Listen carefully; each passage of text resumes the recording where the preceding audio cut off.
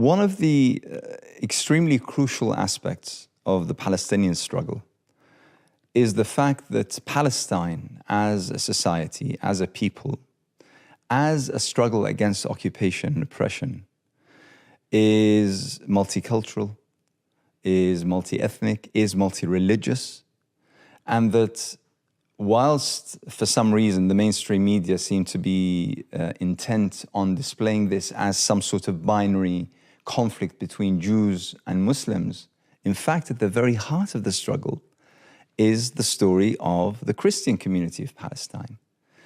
And for some reason, this is something that is either negated deliberately or probably naively, but it's extremely instrumental to trying to understand when we talk about an apartheid system, such as B'Tselem, for instance, the Israeli human rights organization described the Israeli state, such as many organizations around the world describe the Israeli states, that this apartheid means the oppression of all the communities that make up the other side, i.e. the Palestinians. Your visit to the United Kingdom comes at a time when I personally think this needs to be addressed.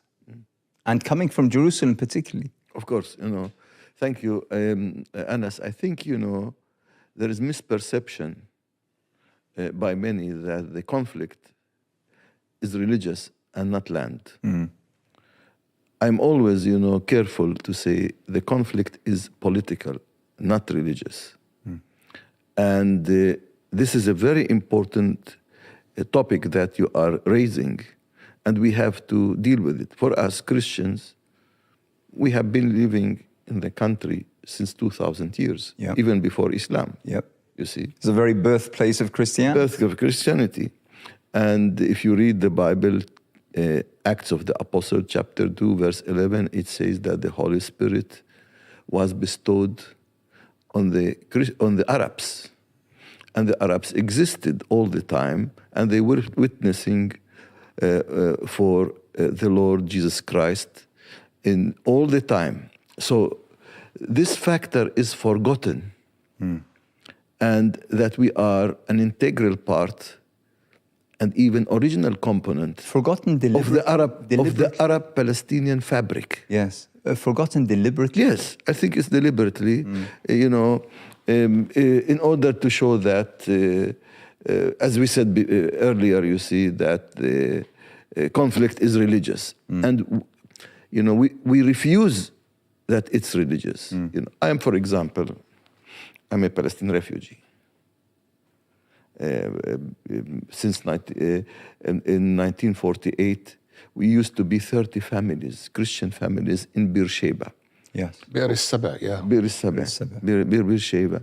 And then all the 30 families immigrated, to Bethlehem area or to Jerusalem. And so I also carry UNRWA, United Nations Refugee Welfare Association card.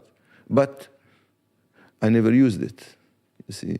And which I don't use it for two reasons. Because the Palestinian cause is not charity.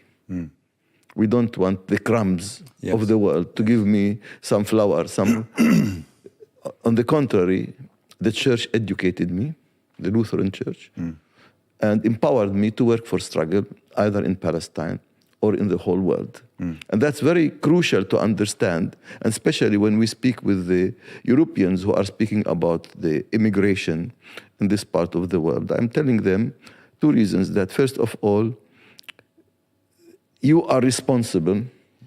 The Western countries are responsible. They never solved the issues, neither in the Middle East, nor in Africa, nor in Asia. So what do you expect when they come to you have to care for them. And secondly, you have to empower them, educate them to work for justice, for their countries.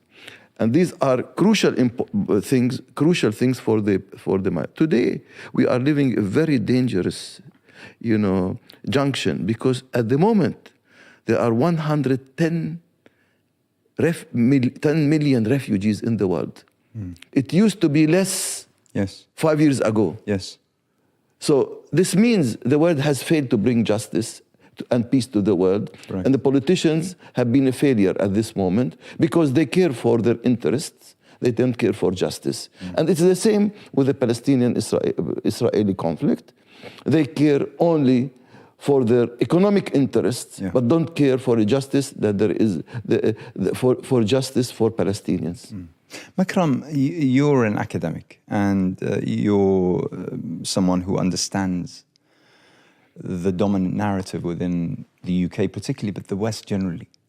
And when it comes to the issue of Palestine, it seems, and my question to His Grace, Dr. Munib, just a second ago, what is this deliberate, the omitting of this element of the struggle, of the Palestinian struggle? Is this deliberate or not? It seems to me that the narrative has so many gaps, and those gaps need filling. You're observant of His Grace's tour, this particular visit, and his meeting with officials and the such.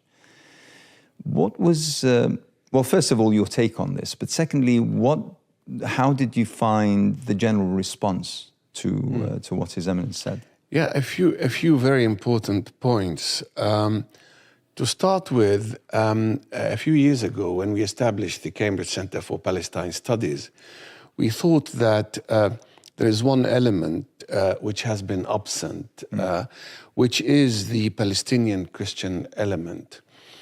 And we thought that it's very vital to start discussing it, researching it.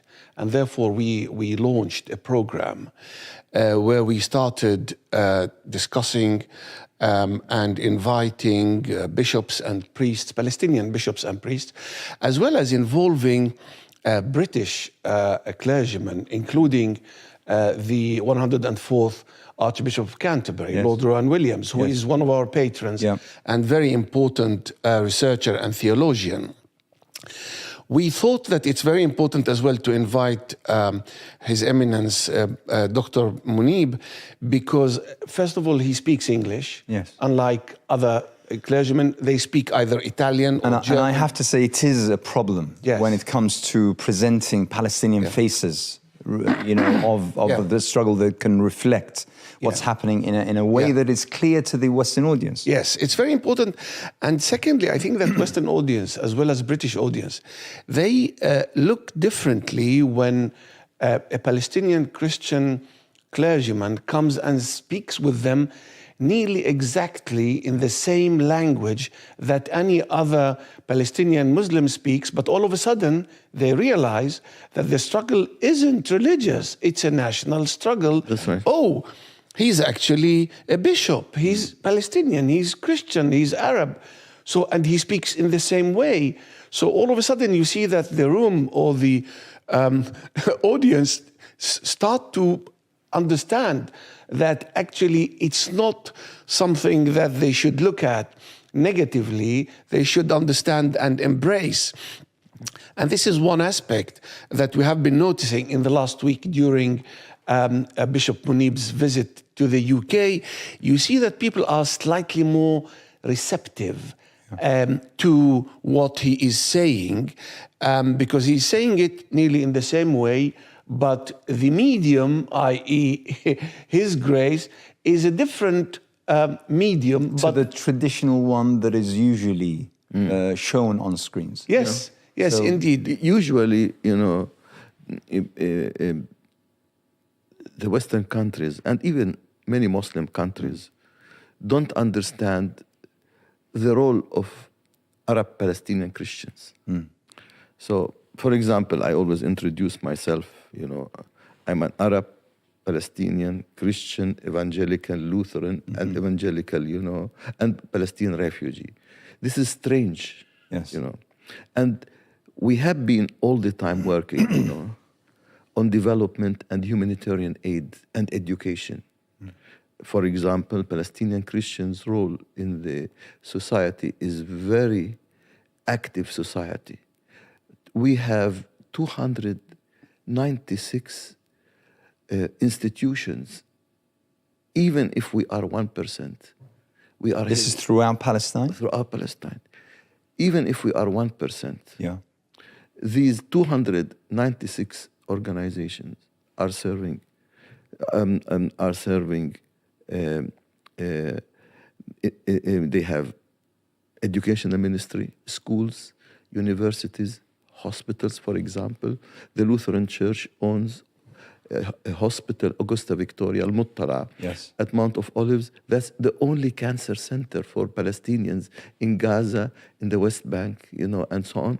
So, and our services, even if we are 1%, are the 90% of our beneficiaries are non-Christian. yes. So we don't serve ourselves because we are an integral part Yes. of our society, and we are serving our society. Yeah. And many of even the politicians who are today in Palestine or so on, they were educated in our schools. Yeah.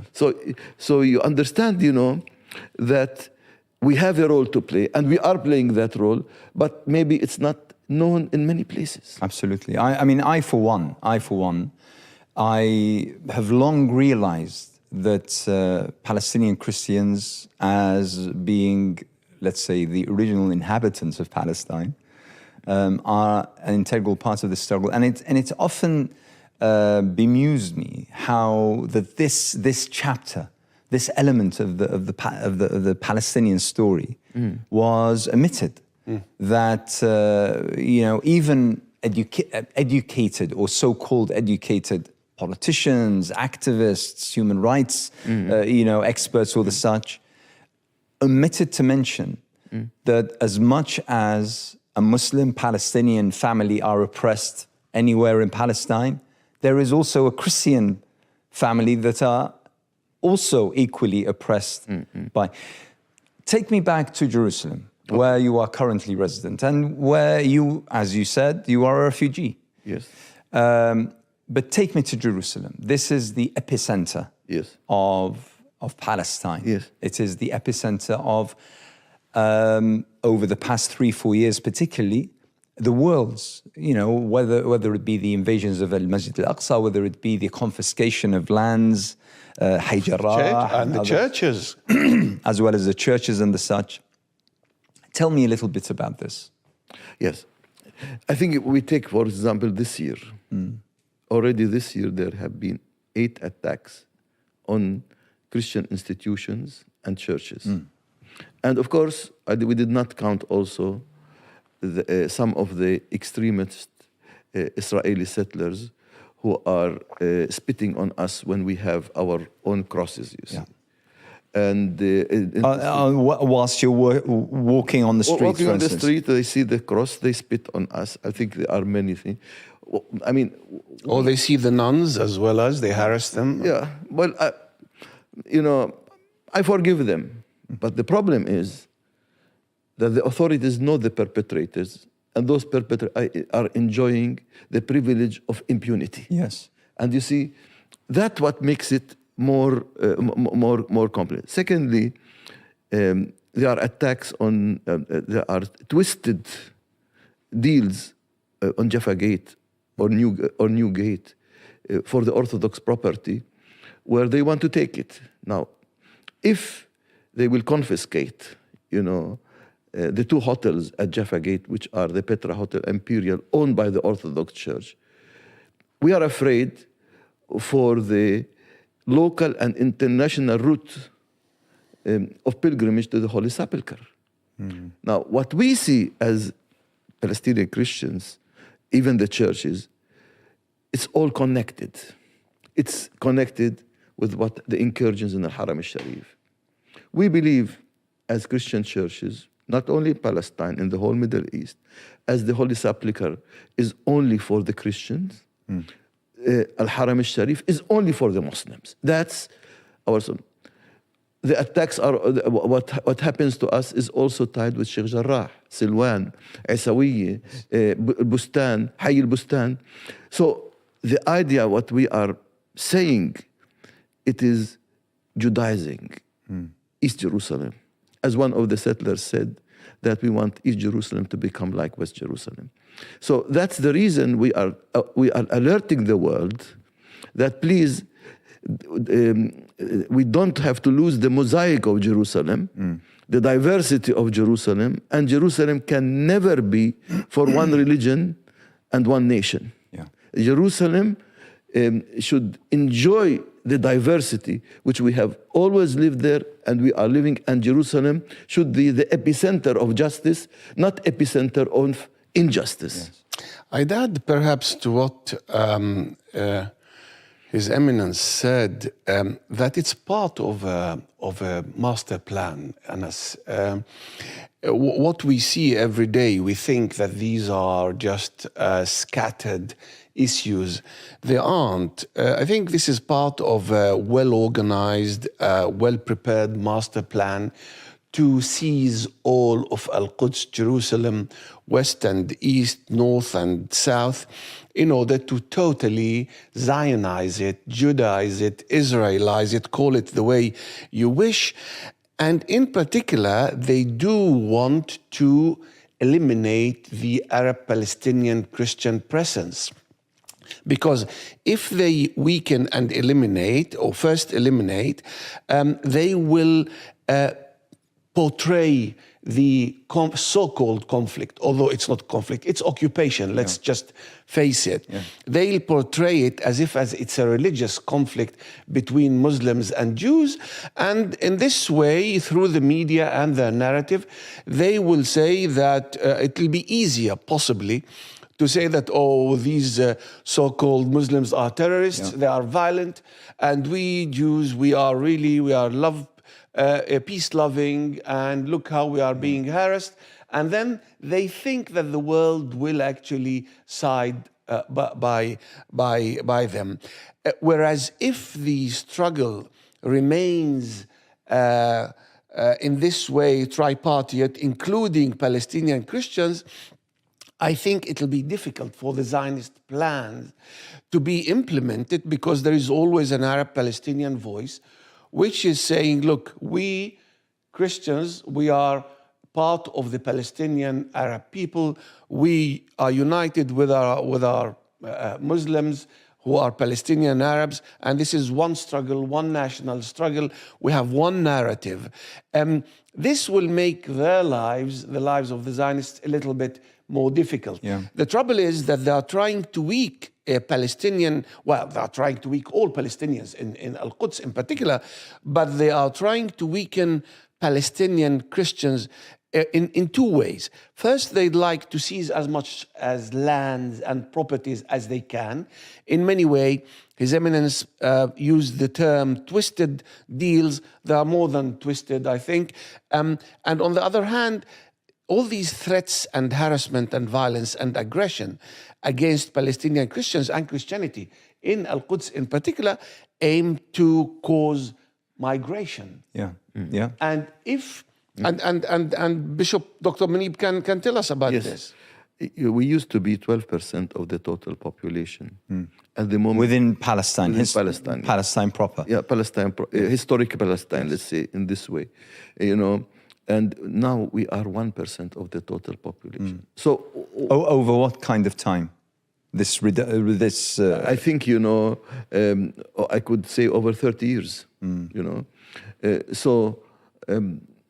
What are the reasons of the immigration? There are what our surveys and studies say. There are four main reasons. The first one is the absence of a vision for justice and peace in Palestine. By whom? By the international community. Locally, we don't see, there is no peace in the horizon. When President Biden visited, President Mahmoud Abbas, and you have maybe noticed in the press conference, he said, it's not now time for peace. So when is the time for peace if it's not now? Yeah. I mean, secondly, the economic situation. We are living under difficult economic situation. Unemployment is very high in the West Bank and in Gaza, you see. Some say in Gaza it's up to 60% unemployment, and in the West Bank up to 30% or 33%. So that's worrying. The third thing is the measures of occupation, like treatment at checkposts, like confiscation of land, demolition of homes, or reunification permits. for families who are non-citizens and non-residents when they marry, with a resident or a citizen. What the church or the mosque solemnize, the government does not give them to live, together in Jerusalem. And mostly, they could be just a couple of miles down the road, but they can't. They cannot, you see. And of course, they need to have a reunification permit. And we know that last year, the government canceled any kind of reunification permits. That means, and that affects more Christians. That means they pack and immigrate majorly to Canada, United States, and Australia. And the fourth reason for that is the growth of extremism both in Israel and Palestine. So you can notice from the survey that it's all linked with the occupation. So if the occupation ends, I'm sure people will not immigrate if they have their own rights, their human rights. They can live as normal human beings. They can live as a normal British in their country, having all their rights. When you are living and your rights are violated, so maybe I can survive there. I am strong in the Sumud, but not every Christian family or Muslim family is like this. When they find every door is closed, so they pack and leave. And what is the Holy Land? What is Palestine without Palestinian Christians? That's very serious. And that's what we are promoting, that we are asking people to come, but I cannot ask them as long as there is no justice. Absolutely. Makram, His Grace Dr. Munib mentioned the lack of a vision. What then is the role of, let's say, the Palestinian Authority? I mean, okay, fine. We know that the so-called international community is in disarray. It's in disarray over many, many things. Of course, at the very center of those, and probably the oldest of the conflicts, but struggles against occupation, is the Palestine issue. But the world, one important thing, the world is no more seeing, and even the Arab countries and Muslim countries, that the center of the conflicts in the world, in the Middle East, is the Palestinian cause. They are no more seeing this, and that's the seriousness. That's the seriousness. Absolutely. I'm sorry. No, it's absolutely a valid point. I agree with you, and I would add that first of all there is the internal aspect, but there is as well the external aspect. The internal aspect, just to be honest and sound as well as somebody who is logical and is passing self-criticism. We do have the internal Palestinian division, excuse me, between the two areas, let's say the Gaza Strip, which is totally besieged, and the occupied and besieged West Bank and East Jerusalem. So there is the internal division which exists, and there is as well the internal weakness. The Palestinian Authority is very weak. They're weak because they are dependent on either Arab donors, such as Saudi Arabia, Qatar, the Emirates, etc. And they are weak because they are as well dependent on EU and American money. As long as they are weak financially, they are controlled politically. So this is quite a very important aspect. Now, this is the internal side, but there is as well the international element that His Grace has been witnessing now during his visit in Britain. You see, Anas, the European Union as well as the UK, they do believe in the so-called two-state solution. And yes, truly, every time they keep repeating it like a mantra. But does it have teeth? No. Over time, the more they repeat it, it's an indication that the Israeli occupation is intensifying its aggression. But on the other hand, the more they are repeating it, the more the Israeli occupation is intensifying, building settlements. So this so-called two-state solution is diminishing, in Absolutely. fact, on the ground. Smotrich, the Minister of Finance of the Israeli occupation government, has just announced that they are going to build 155 new settlements. Where on earth the Palestinian state will exist?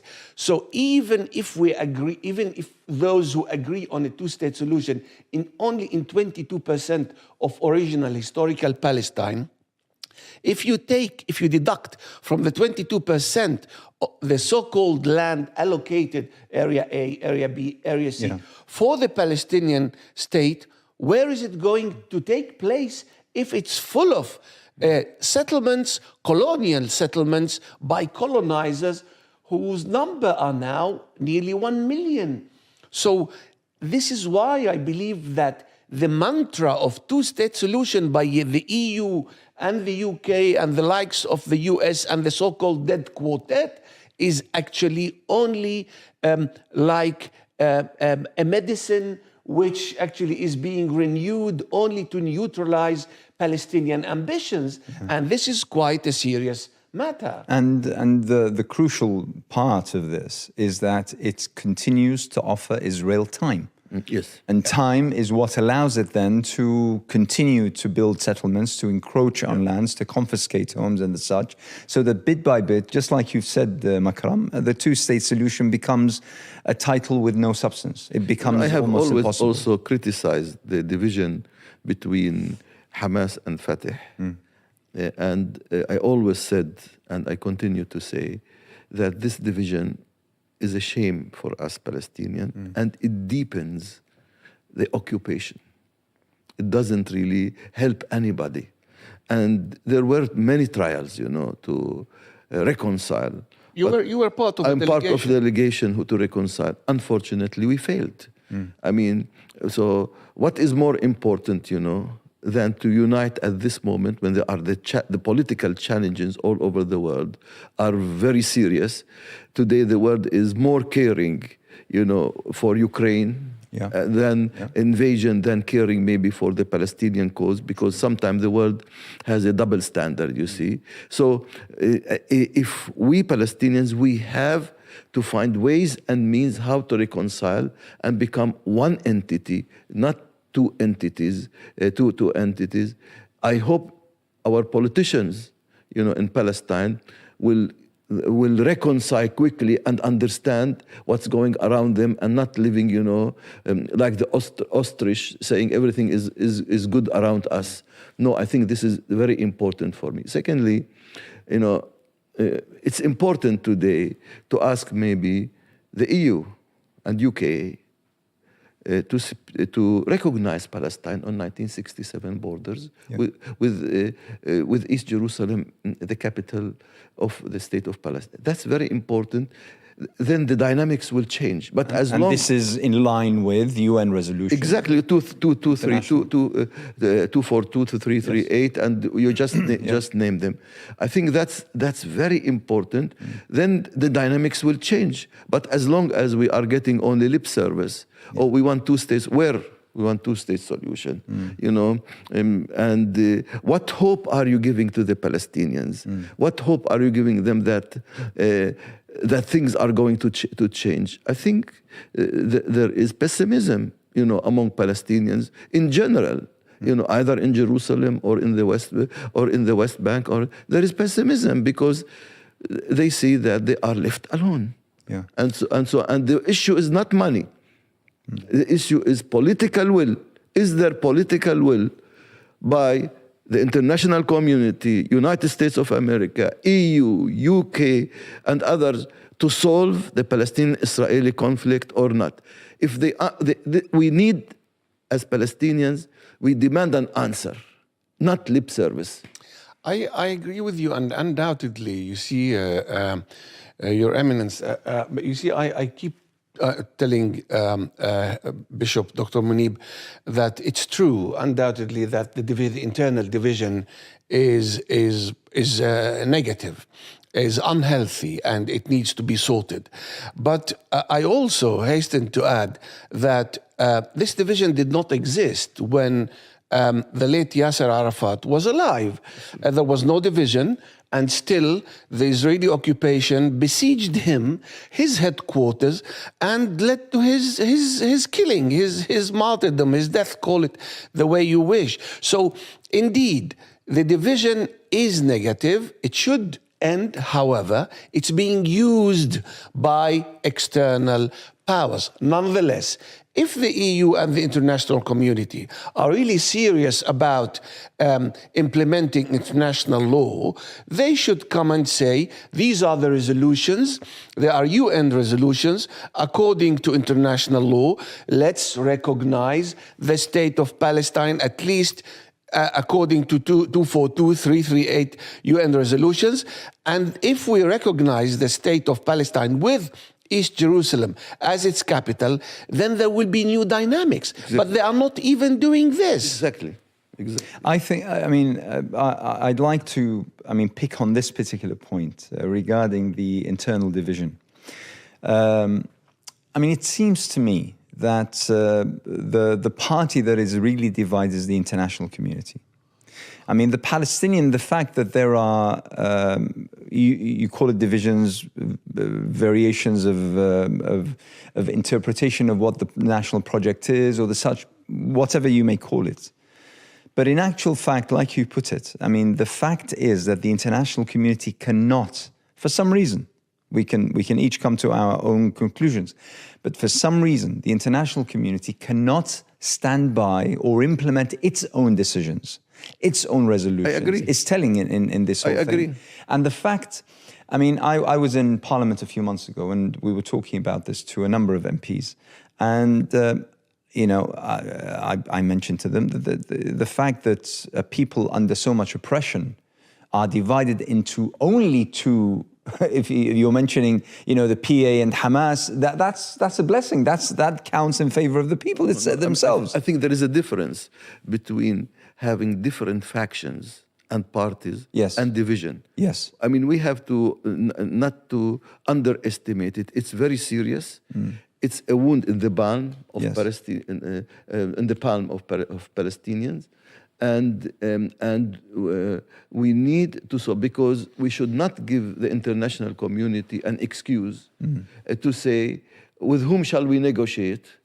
That is true. With whom shall we do? They use it as an excuse, yes, in order not to go forward.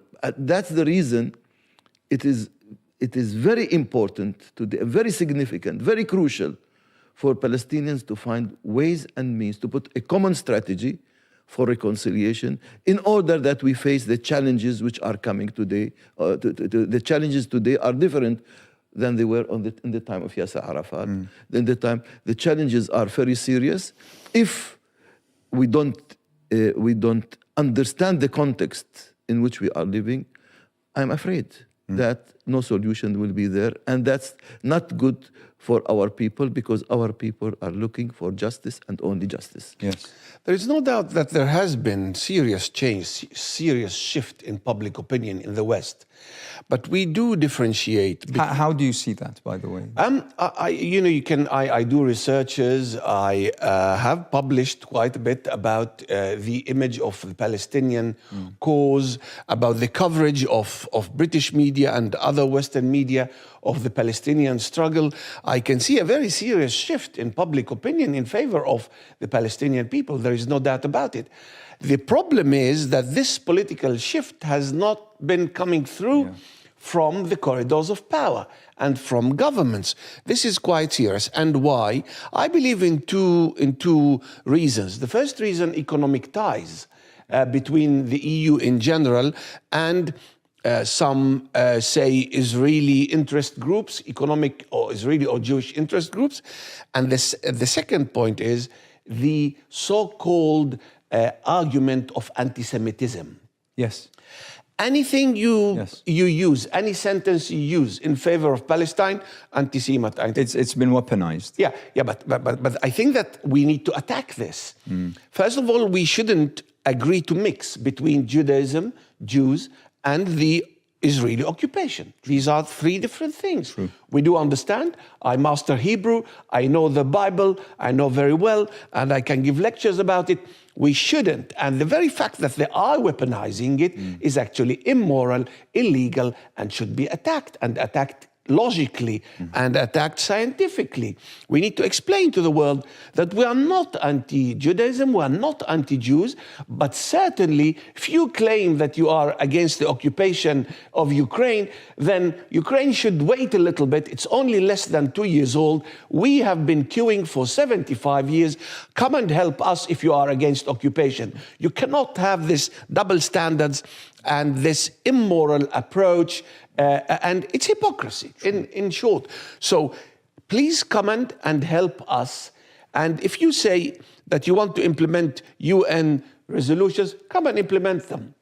Because otherwise, all Palestinians will start saying, hang on a minute, you are not agreeing for a two-state solution. All of Palestine has been occupied. Hundreds of colonial settlements are there. So what do? Do we opt to a one-state solution? And even if it's a one-state solution, it's an apartheid state. Will you accept it? So the thing is that there is more work which needs to be done amongst the corridors of powers. And I believe had the Arab world and the Muslim world, you know, these are two amorphous descriptions, been pressurizing European governments to accept the two-state solution, they would have accepted it. The thing is that, sadly, the Islamic world and the Arab world are not, in brackets, weaponizing their economic power in order to implement justice in Palestine. True. Only the money from the Gulf could have ended the occupation in 72 hours and installed the Palestinian state. True. Instead of normalizing with a government which is an occupation government known for its apartheid and its daily aggression and killing against Palestinian people. This, what should be done by Muslims in the world and by the Arab world. Sadly, they are not using their financial resources in order to implement all these UN resolutions. A few minutes ago, you mentioned that this internal division, I just want to touch on this and then move on, but Sure. The internal division, you said that it wouldn't have happened during the lifetime of Yasser Arafat. Is it since Oslo? Is it the Oslo agreement? There is, look, some people, well, first of all, had you asked me, I wouldn't have signed on Oslo, certainly, I wouldn't have. Some people say the very fact that Oslo was signed allowed, say, I don't know, 30,000 Palestinians to return to Palestine. So they see it as a positive act. Even one businessman told me, at least we have now a so-called Palestinian passport. Not that it helps quite a lot. I told him you cannot diminish Palestinian national aspirations to a passport which is anyway controlled by the Israelis, who actually allow or don't allow the issuance of a Palestinian passport. And they are obviously controlling the checkpoints. And we shouldn't, Bishop, we shouldn't forget the 700 kilometers of wall, in East Jerusalem, occupied East Jerusalem. Yeah. And occupied West Bank. This is quite serious. And despite the decision of the UN and the court against the wall is still there and is still being used and is still a very serious oppressive tool against the economic lives of the Palestinians. Mm-hmm. Nonetheless, definitely the very fact that Oslo was a clumsy, unprofessional agreement from the Palestinian point of view in front of very serious people from the side of the occupation doesn't help. Now the question is, we can now criticize Oslo and say that it's a crime even.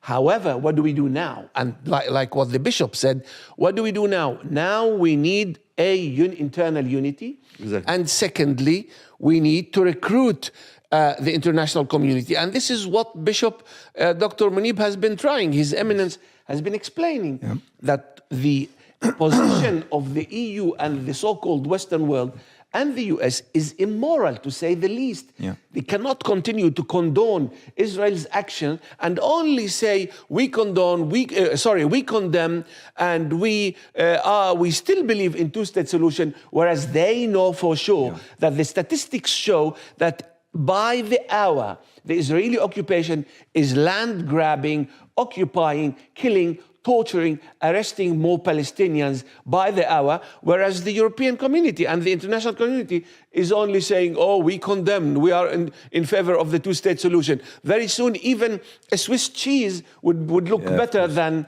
the occupied lands. And I want to come back, you see, to the issue of, which I would like always to emphasize. We have lived with the Jews all the time. Yes. You see, the Jews were persecuted in Europe. Yes. Never Correct. in Palestine. Anti-Semitism is a European construct. Absolutely. And I want to make sure.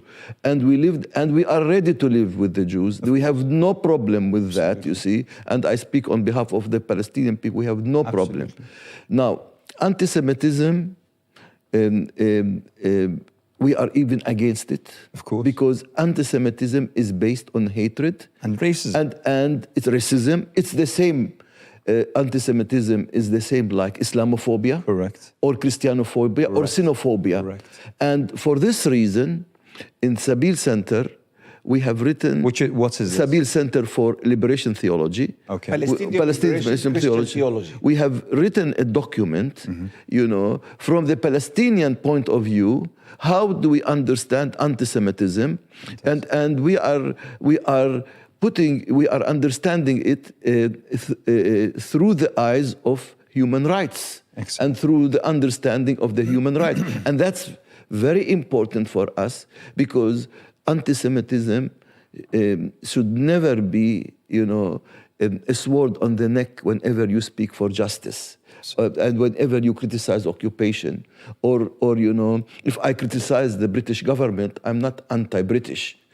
You see, and I have the right to criticize them if they have, you know, as a bishop is also a moral authority, and the moral authority should criticize anything which humiliates human being and deprives them from their human dignity.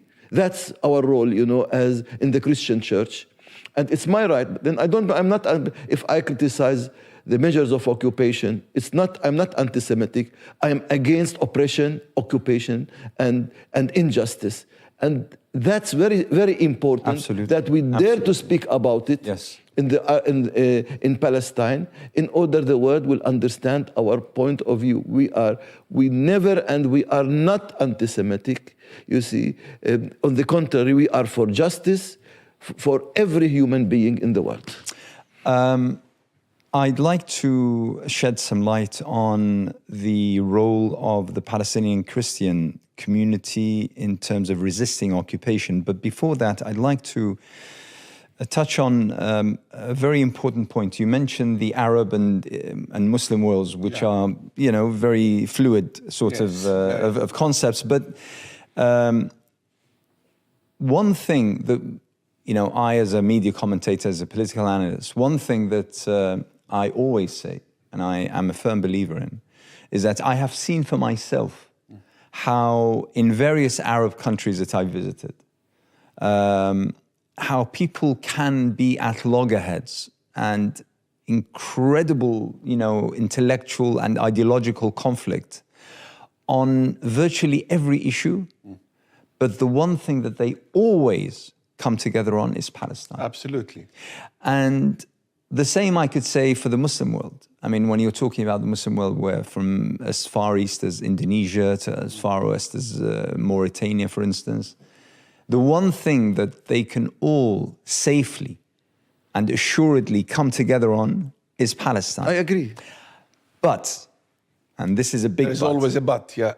The thing is that we have the stands and the convictions of nations and people, and then we have the official stands of regimes and governments. Yes. And what we're seeing right now, and I talk about specifically the Arab world, and you mentioned a number of Arab countries, many of them are now hurriedly joining the line to normalize. There's now a queue of countries that want to normalize with Israel. Now, some might interpret this as, building commercial interests, as creating peace, as cultural exchange.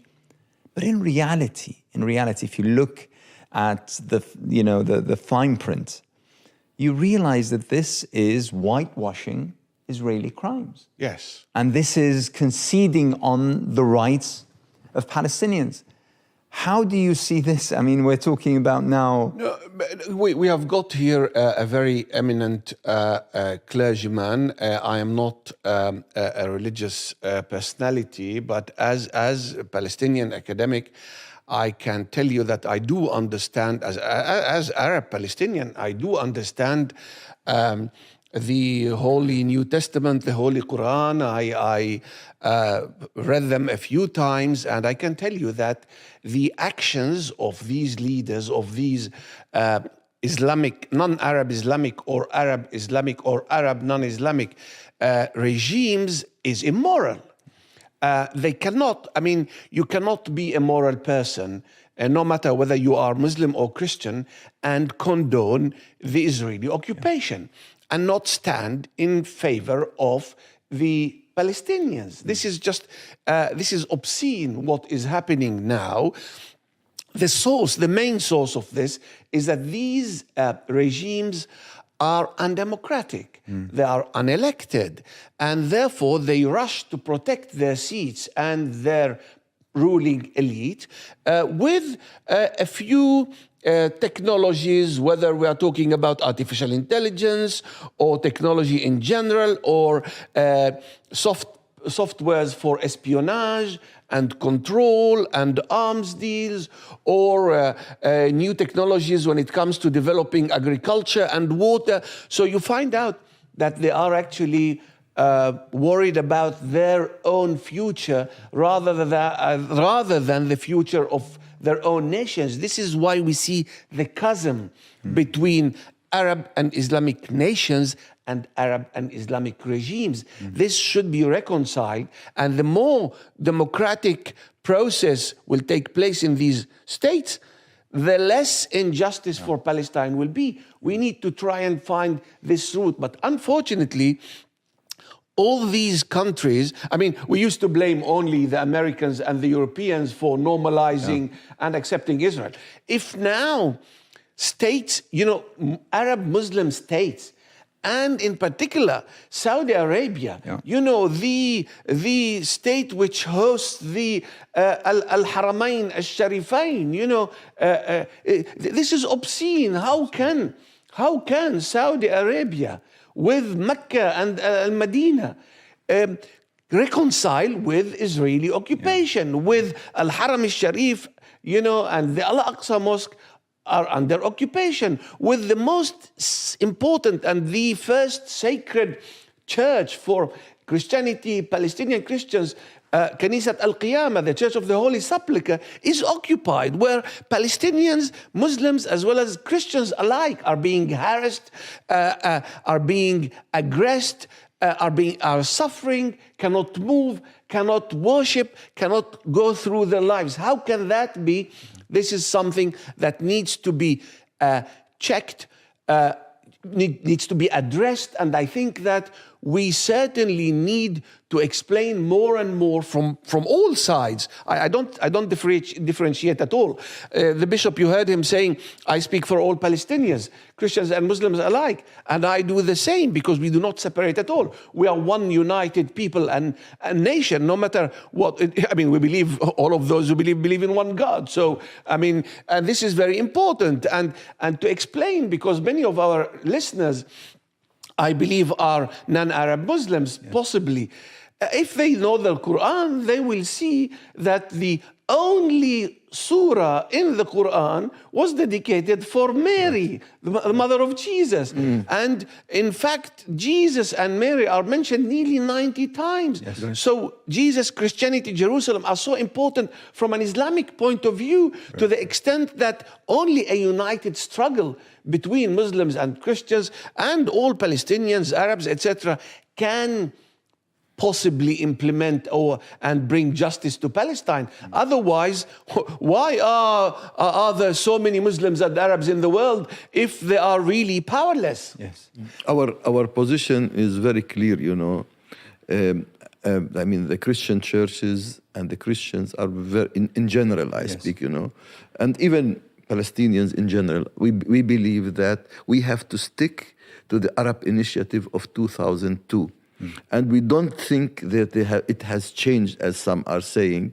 It didn't change, where it says, first, establish Palestinian state with each Jerusalem its capital, and then they can normalize. Yeah. I think then justice is there, but not the opposite.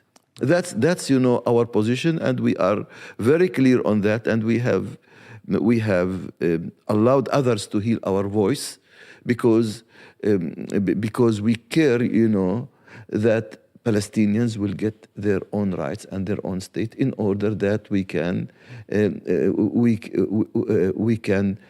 finish, you know, decades of injustice, decades of humiliation, of oppression, you know, and bring, you know, that Palestinians have the right to live their human and their national rights as any other nation. And I wonder, why is the world closing their eyes? Why are some Arab countries closing their eyes? They have to think we are a normal nation, and we need our God-given, you know, human and civil rights to live in our country. Tell me a little bit, if I may, about the forms of resistance played by the Palestinian Christian community. I think, you know, when we want to discuss this, I think, you know, we had last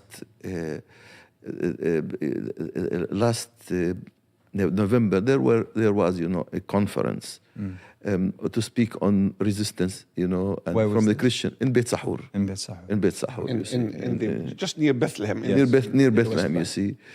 I think we have different points of view, you know, and of resistance. But, you know, also we have spoken that you cannot only see resistance from one point of view. For example, I believe in non-violent resistance. Yes. You see, and that's my position, known all over the world, known among my people. Yep. You see, others may think different. I respect others, what they think, you see. But we have to think also that our presence at the moment in Palestine itself is in itself resistance. You see, and you say sumud. Sumud. The very fact that you're there. That we have to, yeah. And I think you have to understand it also. You cannot take only one side, you know, of the struggle and say, I mean, to educate people and to fight for this is resistance. To allow people to have hope in hope is resistance. I think resistance have many, you know, many faces, not one face, which some people are trying to put it for one face, and they miss the target. I think, you know, I mean, keeping our churches and struggling for, I mean, you have heard the heads of churches in the last months. They have been very outspoken against occupation and against what's happening in Palestine. This is resistance. Actually, what you mentioned as well in the last few days, Your Eminence, is the very fact that one way of your resistance, which is anyway multifaceted, is the very fact that the churches in Palestine are the third employer after the Palestinian National Authority and UNRWA, which is a big form of resistance. And we don't only employ Christians. Actually, the overwhelming majority are Muslims. 50% of our employees are Christians, 50% Muslims. And we have nearly 10,000 employees, all the Christians, Orthodox, Catholics, Lutherans, and Anglicans. So what does this mean? So we are helping people to stay in the country, strengthening their sumud, in order that they don't... That in itself is very important, you see. Every Palestinian who immigrates is, if being Christian or Muslim, you see, is not good for our cause. You see, it harms our cause. We want our people to stay with the hope that justice is coming.